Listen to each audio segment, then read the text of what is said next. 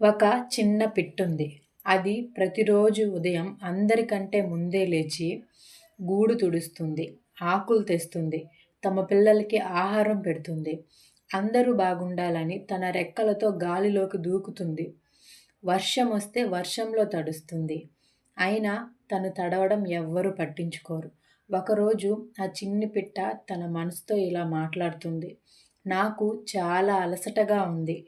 నన్ను ఎవరైనా పట్టించుకుంటే బాగుంటుంది. నాకు ఒక్క క్షణం రెస్ట్ ఇస్తే బాగుంటుంది అని. కానీ ఆ గూడంతా అలజడిగా ఉంది. ఎవ్వరూ తన మాటల్ని పట్టించుకోలేదు. తమ పిల్లలు ఆడుకుంటున్నారు.